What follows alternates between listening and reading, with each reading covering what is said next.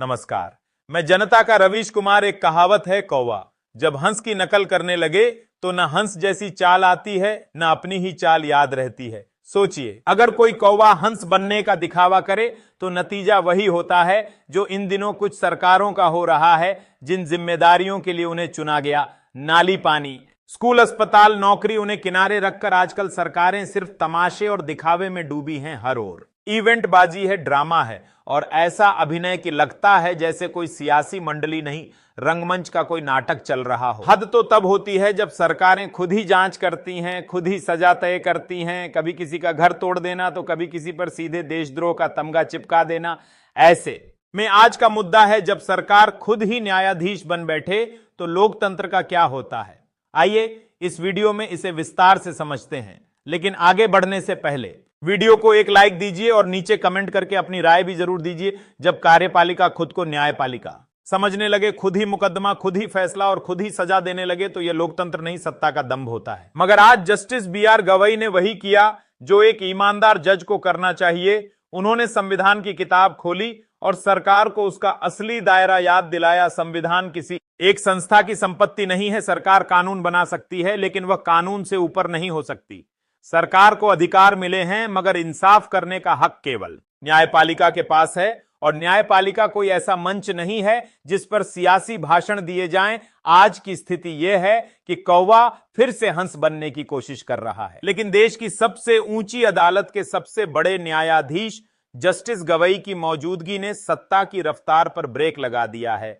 जहां पहले सत्ता बेलगाम दौड़ रही थी, अब झटका लगने लगा है। घमंड को थोड़ा ठंडा कर दिया गया है सोशल मीडिया पर। उनका एक बयान वायरल हो गया है, सरकारें न जज हो सकती हैं न जूरी। यह केवल एक वाक्य नहीं, एक पूरा लोकतांत्रिक संदेश है जो कई चुनावी भाषणों से ज्यादा गहराई रखता है। जस्टिस गवई ने इटली के मिलान में एक कार्यक्रम के दौरान कहा कि कार्यपालिका को न्यायपालिका बनने का कोई अधिकार नहीं। यह बात सीधी है, सटीक है और संविधान की आत्मा से जुड़ी हुई है। आज जब सरकारें खुद जांच कर रही हैं, फैसले सुना रही हैं और ऑन द स्पॉट सजा दे रही हैं, जैसे किसी बुलडोजर का बटन भी वही दबा रही हो, उस समय देश के मुख्य न्यायाधीश का यह कहना एक चेतावनी की तरह है।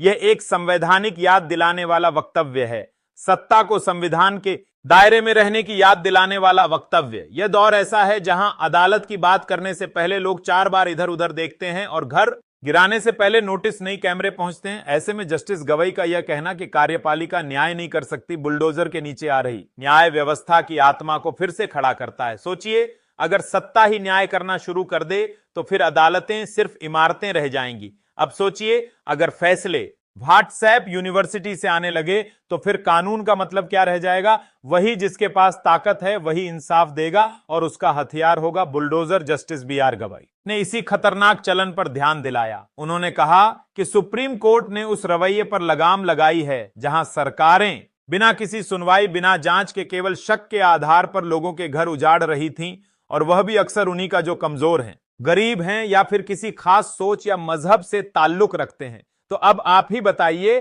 क्या यह न्याय के नाम पर किया गया तांडव है या फिर तांडव को ही अब न्याय की संज्ञा दे दी गई है जस्टिस गवई से? यह सब चुपचाप देखा नहीं गया। उन्होंने इटली के मिलान में एक समारोह के दौरान यह सब बातें सार्वजनिक तौर पर कहीं। जहां सरकारें खुद को जज समझने लगी थीं, वहां सुप्रीम कोर्ट ने उन्हें याद दिलाया कि उनकी हद क्या है। इसका साफ मतलब है संविधान अब भी जिंदा है और कोई तो है जो उसकी बात कर रहा है। अगली बार जब कोई कहे कि बुलडोजर चला तो जरा यह भी पूछिए, कानून भी साथ गया था या नहीं। जब सत्ता अपने हिसाब से संविधान लिखने पर आमादा हो तो ऐसे में किसी जज का असली संविधान खोलकर उसका पाठ पढ़ना बहुत बड़ा और साहसिक कदम होता है। खबर है कि भारत के मुख्य न्यायाधीश जस्टिस BR गवई मिलान में हुए एक अंतर्राष्ट्रीय कार्यक्रम में शरीक हुए थे, जिसका विषय था सामाजिक और आर्थिक न्याय में संविधान की भूमिका। ऐसे वक्त में जब सत्ता का चेहरा बुलडोजर के पीछे छिपा हो तो वहां से संविधान की बात उठना अपने आप में एक ठोस संदेश बन जाता है। जस्टिस गवई ने खुलकर कहा,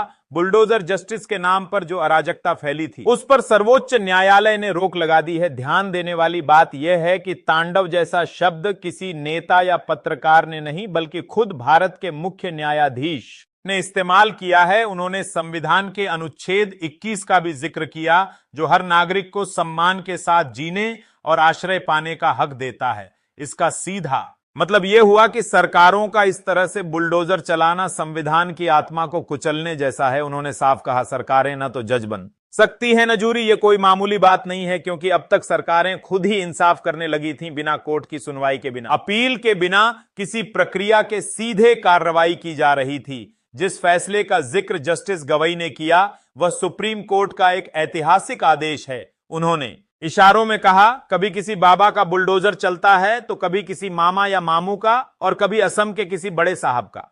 सबने जैसे इंसाफ की दुकान खोल रखी हो और गाड़ियों में बैठे अफसर बिना कागज, बिना चेतावनी किसी का घर गिरा देते हैं, किसी की जिंदगी उजाड़ देते हैं। इसे बुलडोजर जस्टिस कहा गया, जिसमें कानून तो कहीं था ही नहीं, बस एक खुला मंच था तमाशे का, जिसे दिखाने के लिए कैमरे पहले से पहुंच जाते थे। लेकिन अब इस पूरे तमाशे पर न्यायपालिका ने एक शांत मगर निर्णायक रेखा खींच दी है। मुख्य न्यायाधीश जस्टिस गवई ने एकदम साफ शब्दों में कहा है, सरकारें न तो जज बन सकती हैं, न फैसले सुनाने वाली जूरी।